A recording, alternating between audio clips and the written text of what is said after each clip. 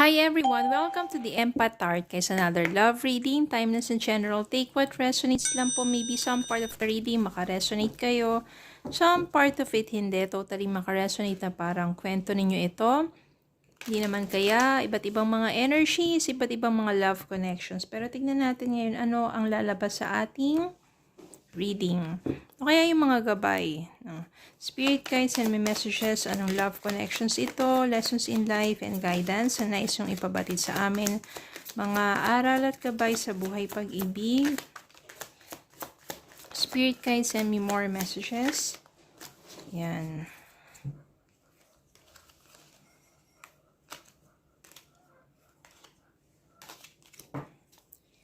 The Devil. 7 of Cups, 3 of Swords, 10 of Swords, Temperance, 5 of Pentacles, 2 of Pentacles, Death, 9 of Cups, the Star.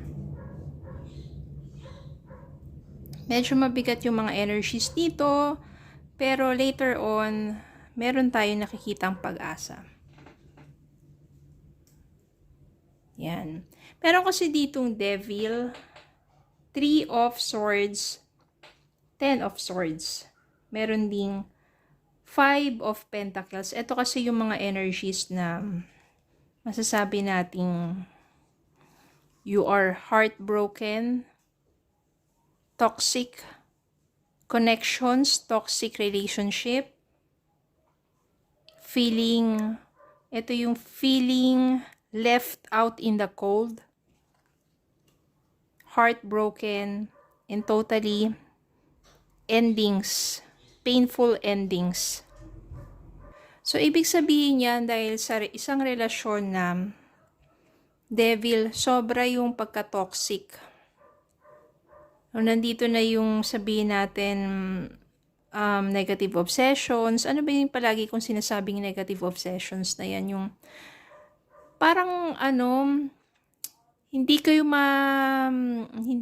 ayaw niyang mahiwalay at walang tiwala sa mga sandali na wala kayong communication, mayat maya, chat and chat, tawag ng tawag, pag hindi mo agad nasagot, magagalit, magdududa, yung mga ganun, yun yung negative obsessions. Kapag kayo parehong busy sa inyong mga trabaho, hayaan nyo lang isa't isa na magtrabaho.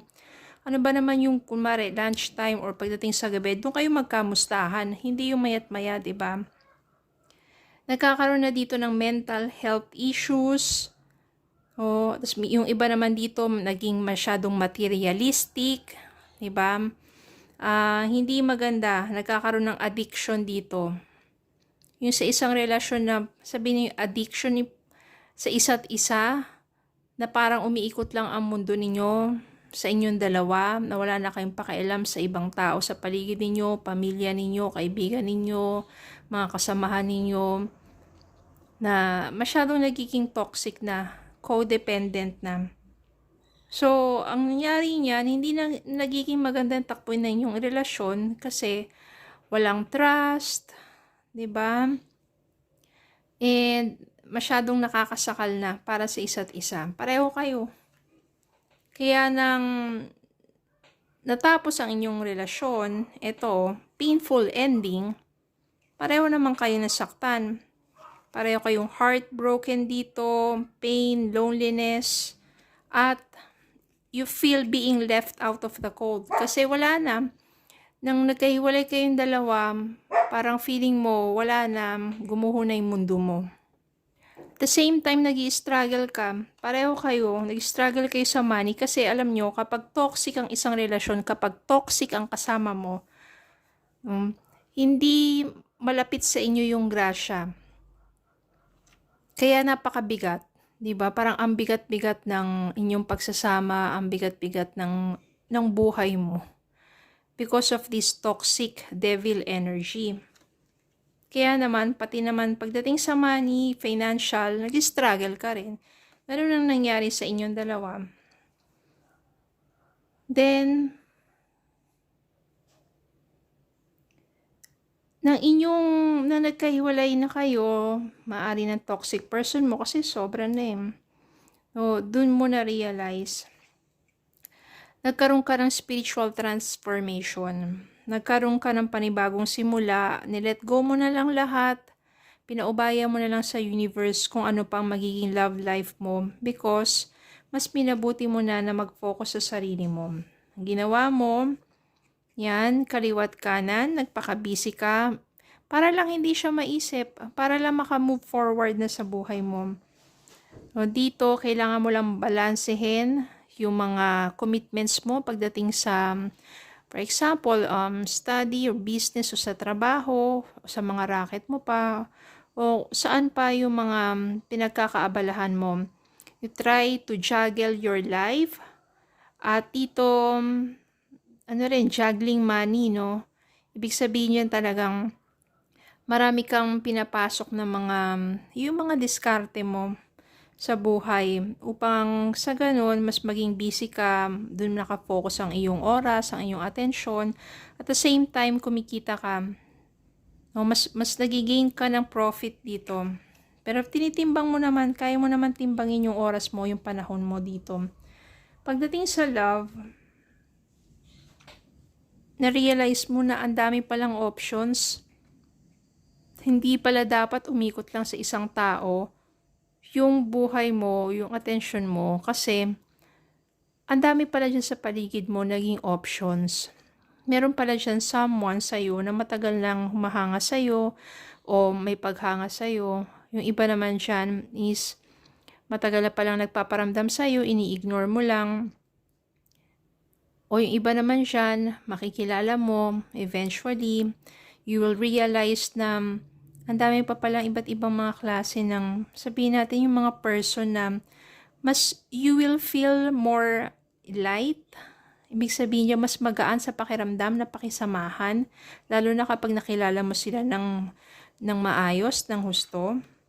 Then, it will give you time. Temperance, kasi hindi ka agad papasok sa isang relasyon, hindi ka tulad dati na basta-basta na lang, no? Pero this time, you will be more patient pagdating sa love. Kasi babalansehin mo yung oras mo, attention mo, panahon mo, yung mind mo over your emotions. So, you will be more patient pagdating sa nakikipagrelasyon. At maganda naman dito kasi you will find your soulmate. Yung the star dito means hope, pag-asa, contentment. Nandito na rin yung healing. Mag-heal ka from your past toxic relationship, naka-move forward ka na, and totally, it signifies hope, panibagong pag-asa. You just have to have faith pagdating sa love. Dahil you will meet your soulmate and it will be your wish fulfillment. Pagtatawanan mo na lang yung kapag naalala mo yung mga nakaraan na kung saan na masyado kang nag-chase dun sa person na yon, or masyado mo pang inaaksaya yung luha mo. Pero this time, you will realize na maybe dumaan lang siya sa buhay mo para mas maging matatag ka. But eventually, you will have your wish fulfillment. This is with someone na sabihin natin, deserve mo talaga. Tingnan natin ang message for you.